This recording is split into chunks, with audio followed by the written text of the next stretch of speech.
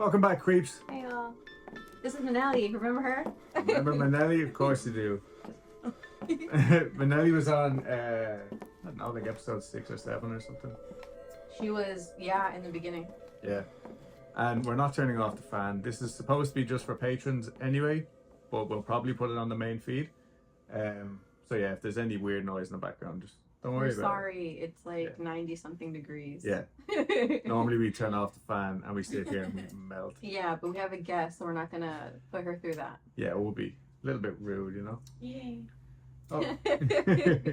Even though this is an extra episode, I think you should read a card of the day. Okay. I was just thinking about today's card of the day. All right. Today's card of the day is one I don't usually get. It's the King of Swords upright. Today's message. If you have a difficult problem to solve or a serious decision to make, today is a good day to do that. Your mind is calm and clear, and you'll be able to separate your feelings from the facts easily. Right on. So there you go. How nice. Yeah. I don't even think we have any news because we actually only recorded like the other day. So there's nothing crazy going on. What I did like actually was last week I did like on our stories on Instagram, I had people like send us really short ghost stories that like probably didn't necessitate an entire email. So it was just like, the other day I was in my house and this weird fucking thing happened. I'll pop them up here.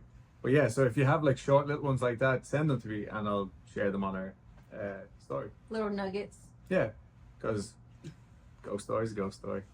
So real quick before we get into the episode, just wanted to plug Manelli's store, her services that she does online. You can find her in markets, but I'll go ahead and let her take the lead on her business. It's her business. Okay, so you can find my page on IG, Pink Moon Mexicana, and then TikTok is the same, Pink Moon Mexicana, and I think that's all we have for now. What do you offer on your website? Oh, right. So we offer cute witchy accessories. We offer crystals. We offer some altar tools, and we offer tarot readings. And Do you have any markets coming up? not yet, but I'll keep you updated. Cool. I think we have some stuff coming in October.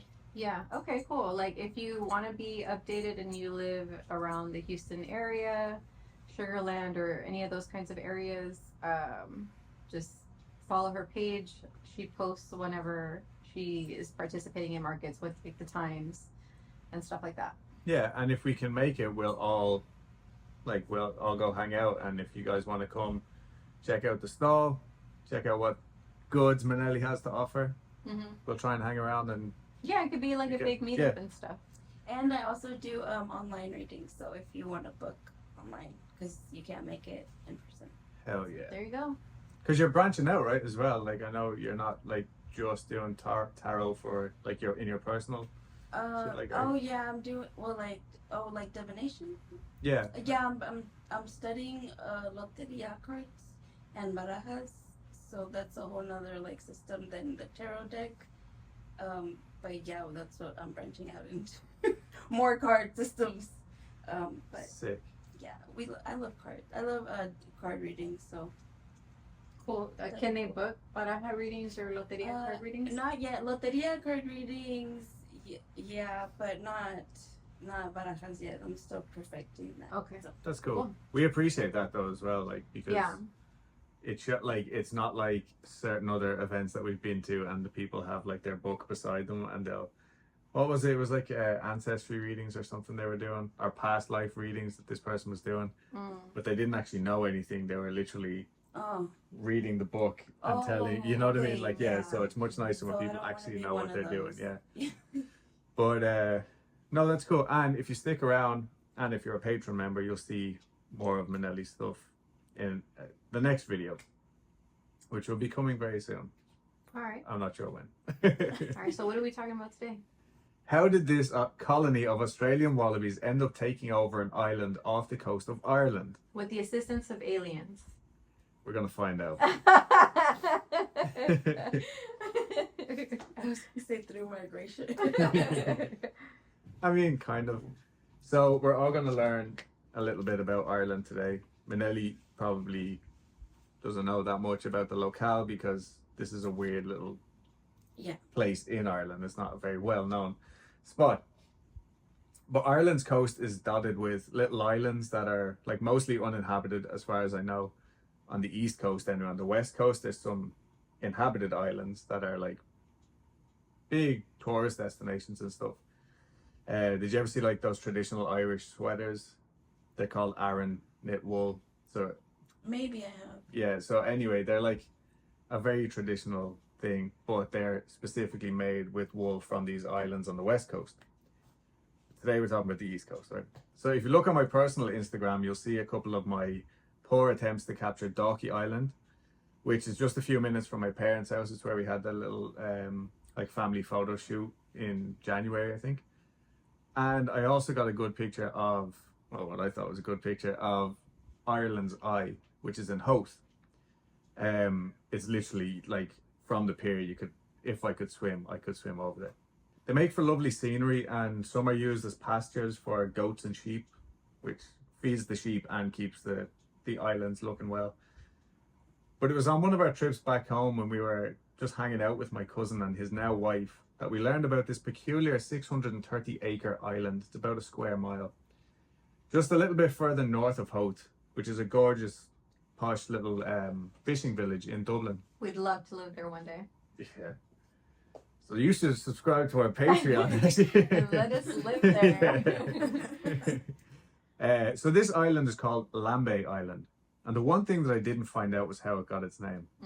I'm just realizing that now. I might figure this out later.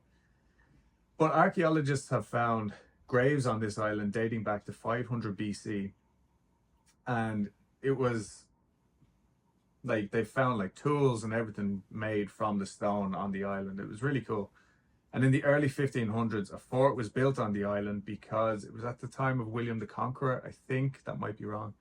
But it was such an easy spot for invaders to like, and pirates to just hide out because it was 4 miles from the coast of Dublin. So they could hide out there for the night and then in the morning go and like run an attack, grab whatever they could grab and then fuck off back to the island. So anyway, whoever was looking after Dublin or Ireland at the time was like, build a fucking fort on there. So with the fort also came a harbour and a small village. In the 1600s, the island became a prisoner of war camp, and the 1600s would have been like Oliver Cromwell's time, which this is like really boring history stuff. But in our Irish folklore episode, Cromwell was the guy who brought the army over to Dunleary, which is my like hometown.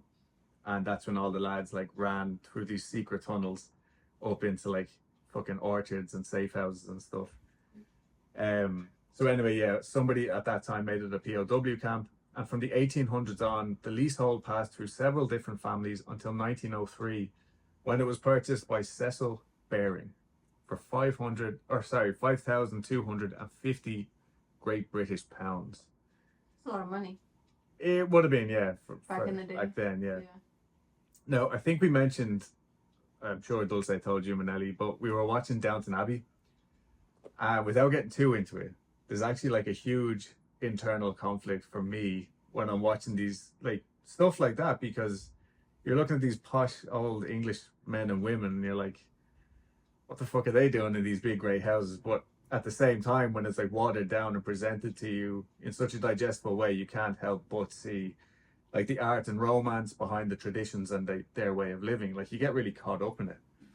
And then you go and listen to a rebel song or watch The Wind That Shakes the Barley, and that internal strife just like kicks you in the tonsils again. Makes you angry at the Brits. Yeah, like the whole time. Yeah, maybe that was a bit traumatic, like on my part about like, you know, the British families and stuff like that. Because you're Irish. But yeah, I am, and like I can't help that. Like the older I get as well. But anyway, The angrier you Yeah, get. that angrier I become. But no, at the same time, you do get caught up in the drama and the lifestyles of these like great families and their great houses, right? And like we don't have to look far to see the remnants of this. Like the end of Granville Road, where Kilboggart Park ends, where Dulce went jogging when we were home, like there's a little farm there. Yeah. And the farm looks kind of out of place because it's in the neighborhood, but the house that the farm belongs to was one of these great English houses. So all of that land at one point would have been owned by some random lord or lady. Anyway, today we're going to be talking about one of these great families, and it's full of gossip. It was great. Like, I really got stuck into this. Like, so Cecil Baring, the fella who bought the island, he was born on April 12th, 1864. He was an English banker and aristocrat. This is like 50% Wikipedia, 50% Lambay Island.ie family history. The Baring family were known as a banking family. And again, just using Wikipedia, I traced Cecil's heritage back to Johann Baring, who was born in Bremen in Germany in 1697. And he was the first one to move to the UK in 1717. And he was a wool merchant's apprentice. But he proved himself a savvy businessman and married a successful grocer's daughter. I'm not sure like what tier Johann's family were at the time, but this successful grocer gave him £20,000 in 1717 as a dowry to marry his daughter. Oh. So I think even though he was just a wool merchant's apprentice, he was still like from a really fucking well-to-do family, you know? With his new wife and their successful business ventures, they did like really well for themselves. So by the time of John's death, he died at just 51, but back then I think that was like fucking old man, you know?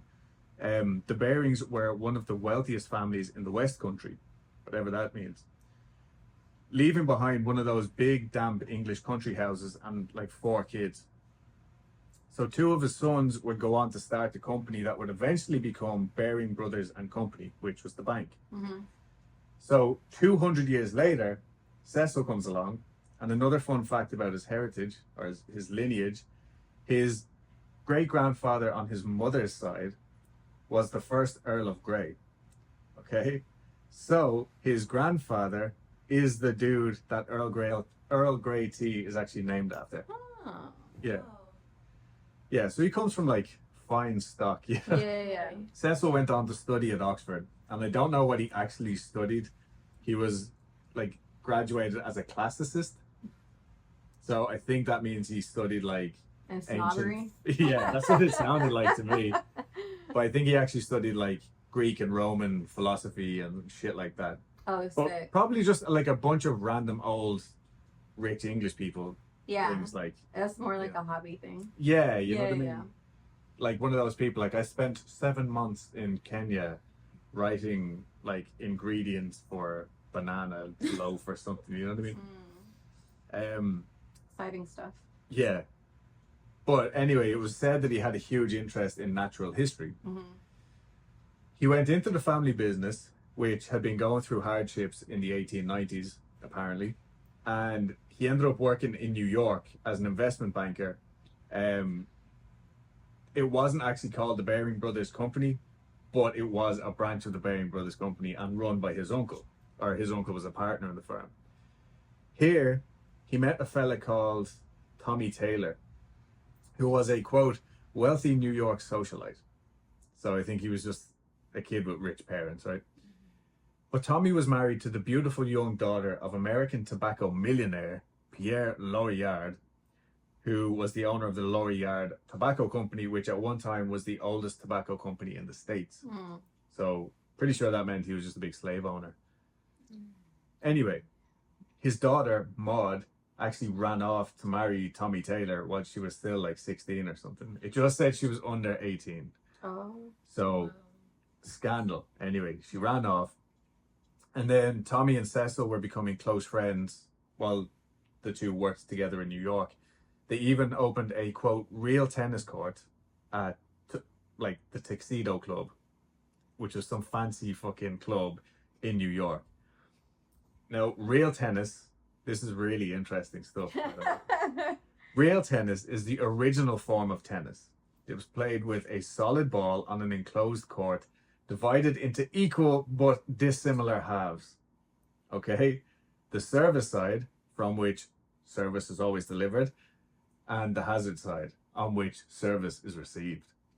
So, I actually heard, I did know about this a little bit because I heard another podcast talking about the history of a fucking tennis ball. Blind Boy. Love Yeah. Blind Boy. He went into the inside of a tennis ball. Shout out Blind Boy. Yeah, love it. But yeah, so I knew this sounded familiar. So real tennis was seen as like the gentleman's sport, whereas regular tennis was just for the common fucking buffoon, you know? What's the difference between I regular? just explained it to you. No, but like, but it sounds like regular tennis. Yeah, no, it's a solid ball and it's played in an enclosed court. Oh, one's closed, like one's in like in a room, It's- and the other one's Yeah, not. it's not even a room, it's just like concrete walls. Oh, It's fucking weird. I know what you're talking about. Yeah, okay. kind of similar to handball, I think, actually. Yeah. Handball. Yeah. Which is an Irish sport. Sounds like something you should Bet do you in didn't know private. I do. She thinks I'm funny. She makes like a noise when she tells the joke. Wah, wah.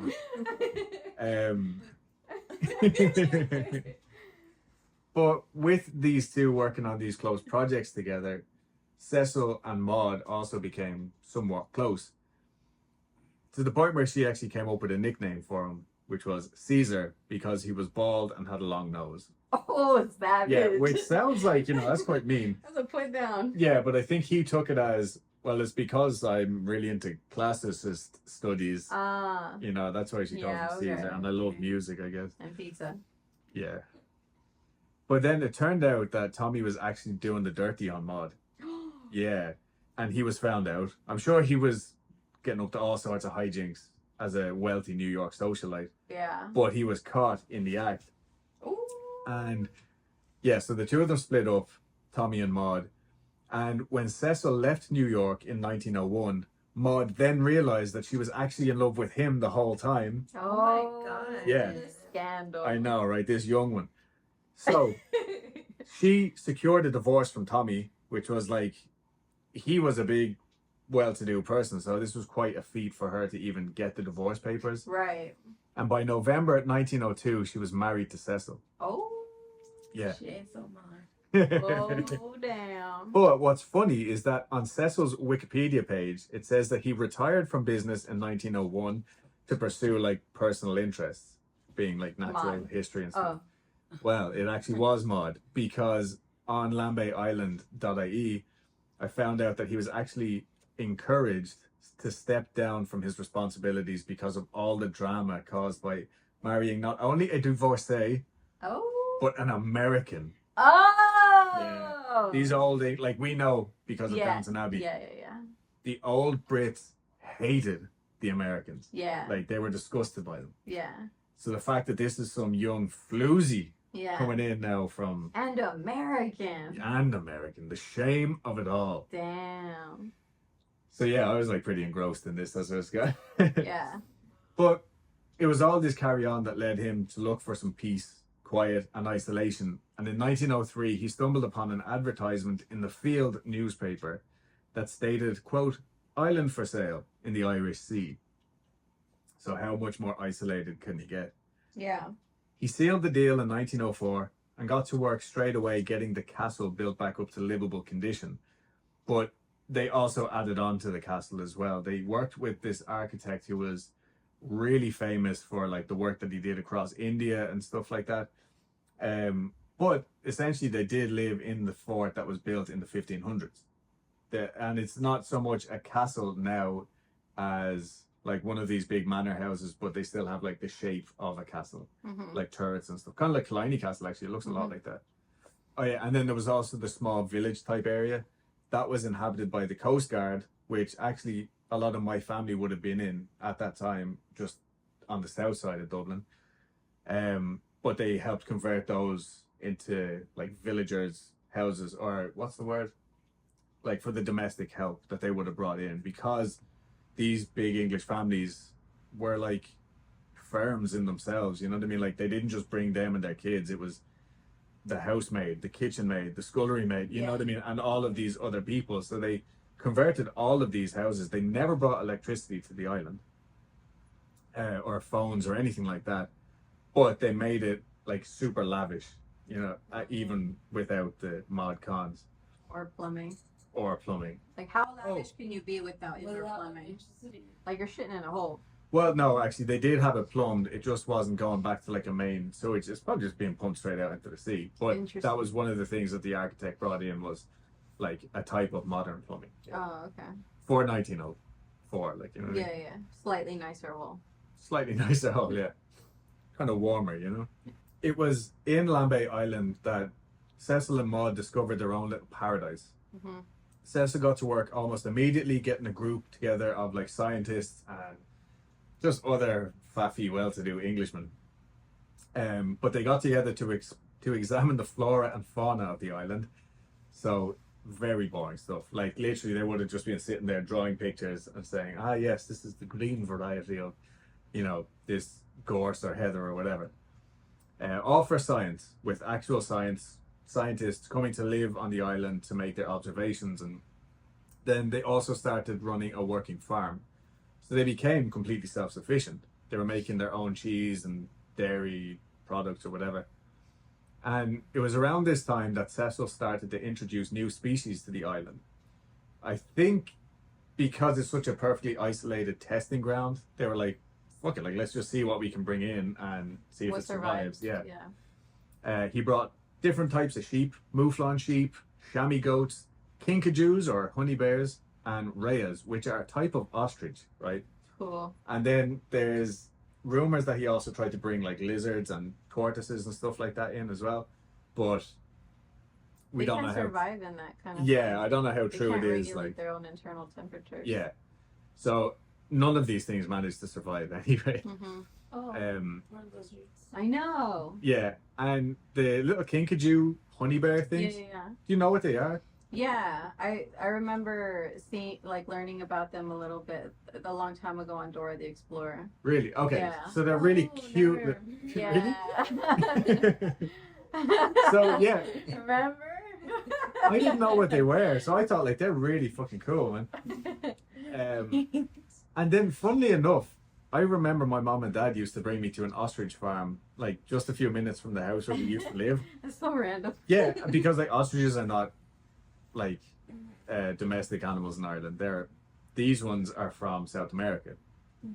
But I quickly looked this up today to see, because it feels like a fucking fever dream. Like, you know what I mean? I just have these vague memories of feeding fucking ostriches in a field in Wicklow. Like, so bizarre. You don't know if it's real or a dream. Yeah, but it turns out, okay, there was actually a load of farmers tricked into buying ostrich eggs in the 90s, right? It was like a pyramid fucking scheme. Really? Yeah, because whoever acquired all of these ostrich eggs would just show up at the pub and be like, "Listen, lads, this is the plan. We're gonna be fucking kings. We're gonna sell all these ostriches, right? You're gonna use their legs for ashtrays. Think of all the fancy hats that we can use. And the meat is pure protein. There's no fat. So we'll target all the diet groups and stuff like that, right? It's gonna be deadly." Nobody wanted it. Nobody wanted any of it, right? So all of these people ended up with fields full of fucking ostriches, and nobody wanted to do anything other than maybe bring their kids there on a Sunday and like throw Oh fucking my God, corn at poor them. Yeah. ostriches. I heard you can make like Well. huge fucking omelets out of ostrich eggs. Oh yeah, they're. Yeah. I don't mean to shit on your parade, but I heard that the places that offer ostrich omelets, it's just like 15 regular eggs. Mm. Yeah, so I don't know. Apparently the ostrich eggs aren't very nice. So anyway, that was another little thing that I learned today. Yeah, these farmers were getting scammed. Oh, and also they couldn't claim their tax back on the ostriches because they That weren't regular like livestock. Yeah. So anyway, Cecil and Maud had 3 kids: Daphne, Calypso, and Rupert, who was the youngest, I think. They all lived happily on Lambay Island together for just 12 years before Maud sadly passed away from cancer. And then Cecil died in 1934, and Rupert took over the island as the 4th Baron Revelstoke. Okay. Don't know really what that means, but Revelstoke is the place in Canada where our friend Brendan from the Ghost Story guys is actually from. Oh. So I thought that was an interesting little link. I've never heard of that place before now. Rupert married a lady named Flora and had 2 sons, yeah, John and James. And then after a few years, according to the family history section on the Lambay website, he handed Flora over to his good friend Derek. What the fuck? He was like, you know, here, you take it. Basically, What the yeah. fuck? So Here's my hand-me-down. yeah, well, Derek and Flora actually would go on to have 2 daughters of their own, Mm-hmm.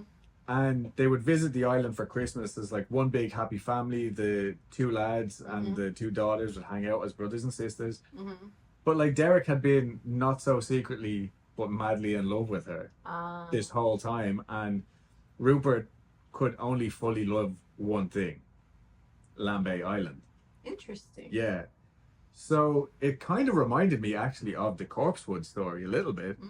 where like Charles, the guy from this other story, kind of just like left his kids once they were adults and was like, Oh, yeah. fuck it, like I'm going off to do my own thing. I love science. Yeah, I Yeah. kind of appreciate, like, you know what I mean? There's a, I don't know, I talk about it There's down some here a little bit. respect there, yeah. Yeah, I get that. yeah. That's cool. He didn't want, he thought like, fuck it, like why make 2 people unhappy when I could make 2 people extremely happy and I'll be warden of the island or whatever. Yeah. But it was Rupert who first brought wallabies to the island, as far as I could tell. Mm. Or it might have been his dad Cecil, but he brought them in so Rupert could have pets. And it was just 2 little wallabies, and they're gorgeous, like when Oh, they're yeah. babies. They look like baby kangaroos. Yeah, They because never even like get the big. biggest they get is like this big. You know what I mean? Yeah. And they're just like cats. They just hang out and shit. Yeah, yeah. So I read he only had 2, but they multiplied like themselves over the next few years. So Rupert devoted his life to everything Lambay, studying the history, documenting everything from flowers and animals to the birds' eggs. Like he would go around collecting the shells from eggs and like drawing them out and saying, "Oh, well, this one clearly belongs to, you know, this type of fucking eagle or whatever." And then in the 1980s, a chap called Peter Wilson reached out to Rupert. Peter was the director of Dublin Zoo, and he had a little problem. The wallabies at Dublin Zoo had gotten along a little bit better than he expected, and now he found himself with an abundance of wallabies and nowhere to send them. So, like, he couldn't just release them because they could soon become detrimental as an invasive species, Mm-hmm. but no other zoo could take them at that time, and the only other option was put them down, which Oh. obviously he didn't want to do. Yeah. He had heard about Rupert's own little collection and asked if he could just like add some more. He was like, "Oh, the diversity will really help your own herd like as well." And so with that, he shipped off just 7 little wallabies, and as soon as they were released on the island, they ran and hid in the greenery. But obviously they soon made friends with the island's not so native few, and then they became more than friends. And so today there's approximately 50 or 60 private little wallabies living their best lives out there off the coast of Dublin. Sick. Yeah, they've no natural predators on the island, and they have adapted to the colder conditions by growing thicker coats than their Australian cousins. That's amazing. Wow. Yeah, and it happened like it must have been within a generation or 2. You know, occasionally they'll help themselves to some hay left out for the cattle in the colder months when they can't forage for themselves. But other than that, like the staff on Lambay Island, like do not interfere with them. They don't help them at all. Like if they're sick or anything, like they're just living natural lives, right? Mm. But yeah, they will steal hay if they have to, and the staff are fine with that. That's cool because they have hands. Yeah, and like they're yet to become a problem. The staff do cull the herd every year or so. What's that mean? Like they'll go out and kill a bunch of them if they're getting Oh. out of hand. Yeah. Same as they have to do with the deer. Like that's why hunting is still legal here, right? Like because if you get too many animals, because like wolves and cougars and shit are less common nowadays, the deer can multiply freely. But what happens is too many deer end up damaging the entire ecosystem, and it leads to riverbeds drying up. It leads to fish not being able to get up these riverbeds, not being able to mate, and it's like devastation towards the whole ecology of a local place. There's a fantastic fucking study on this from Yellowstone where they reintroduced wolves to restore the natural order of shit, and it's like gorgeous. It's because they come in and they start like just naturally hunting again, and the deer just go straight back to like, oh fuck, like we can't just do whatever we want anymore. And then like within a few years there was like an abundance of salmon again in the rivers because now the deer weren't trampling on the grass and stuff. It was, yeah, anyway, sorry. So the staff just leave the guys up to do whatever they're doing. They haven't affected the cattle that roam there or anything, so they just leave them. If you want some of the wallaby meat, you have to be on a very select list. Yeah. I don't know how to get onto that. If they got so many wallabies, why? It's not actually that, like I say, they're killing like maybe 3 or 4, you know, every couple of years. Yeah, so Rupert, anyway, died in 1994, but he left the family with lovely memories. One of his sons had no kids. He actually did live in Kenya for his life. Who fucking knows why. And then the other one didn't seem to want to look after the island or something, or just wasn't in a position to take over the island. So Rupert left everything to what was known as the Revelstoke Trust, which included his 4 grandkids.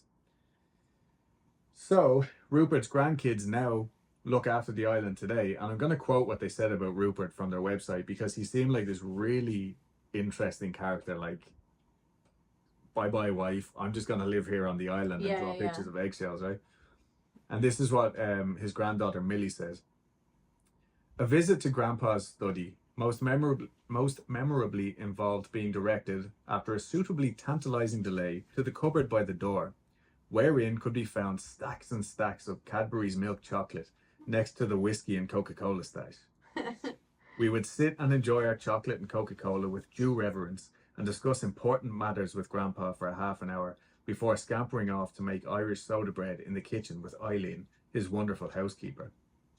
So he just seemed like a very nice, peaceful fucking dude. Like, the island almost had to be sold in 2011 after the 2008 recession. Like, it just wasn't being managed properly, much like Downton.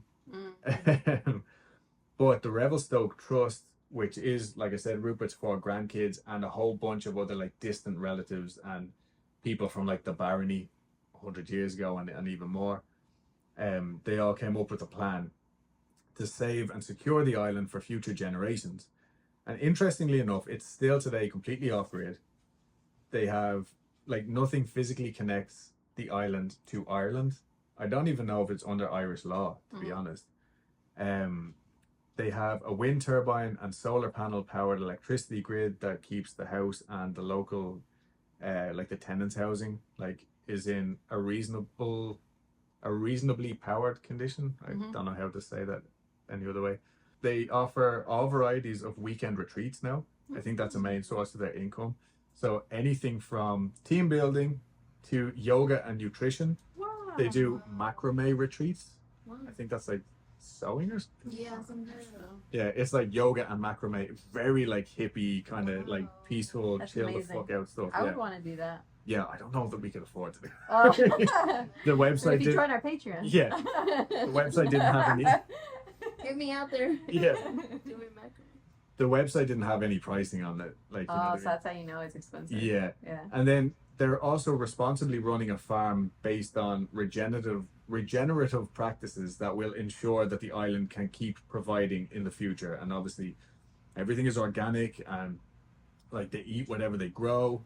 The wallabies get eaten, the deer gets eaten, and the farmed meat as well as the island venison, not the wallabies, is sold throughout Dublin and served in Michelin star restaurants. Really? Yeah, it's like, this is Lambay Island meat because it's the cleanest fucking meat that you can get. It's the grass that the cows are eating is sea salt grass. Like, you know what I mean? How much do you think a steak of sea salt. Yeah. Yeah. For real, like how much do you think a piece of venison is? I don't know. I'm sure it's not like insane. Like, I've eaten at some of these Michelin star restaurants in Dublin. You know what I mean? It's not like all that. Yeah. But it's also offered in Aer Lingus' first class flights. Really? Yeah, certain of the Lambay, like lamb or beef. And so, as well as being known for the Wallabies, which is like the most eccentric part of the island, it's also home to puffins, other rare seabirds, and is home to the largest breeding colony of North Atlantic grey seals on the east coast of Ireland. Wow. Which is a really specific title, but they seem quite proud of it. They got big seals. Yeah, Cool. pretty much. And it also, but I think as well as this, it also makes it like a protected spot. Yeah. You know, so like they're noticed by like these science journals and stuff for the work that they do. And yeah, so that's why Ireland has its own very little island of Australian red-necked wallabies. So That's thanks, Marcus. Yeah. Very interesting. Yeah. Yeah, I was like, yeah. Thank you. We should do this every week, actually. But yeah, So Thank you. that's it. It Awesome. was like nothing spooky, nothing murdery. It was just an interesting little story. Yeah. Yeah, like if you walk down and the way that I saw it for the first time was we were in Hove and we decided to take a walk down a pier that they had, and you can see it off the pier, and then I was just like, what's up with this random ass island? And then Marcus was Adam's cousin was like, yeah, like it's some guy owns it, has a bunch of wallabies on it. I'm like, what the fuck? Yeah. No, it's a bit mad. And So since then we're just like, what the fuck is up with this island? That's really cool. yeah, like that. It's just full of like hippies now, but the family seems to be like really nice, and even down to like, rather than mass producing like the beef and stuff, they actually sold a lot of their cattle, so they could ensure that they could keep producing good cattle, which is apparently something that I Quality know over about now. quantity. Yeah, Yeah. yeah. Gotta respect that. So yeah, All right. Well, Oh. thank you. yeah. Don't forget to check out Manelli's store online on Instagram. I'll link it here or something, and it'll be in the show notes. And if you're around Houston, like let us know, and we'll try and all meet up at a market, and then That would be really nice. Yeah. Yeah. that'd be cool. Mhm. Buy some cool shit. Yeah. Don't follow us home. All right, join the Patreon, leave rates, reviews, all that kind of good crap, and yeah, we'll see you later. All right, bye.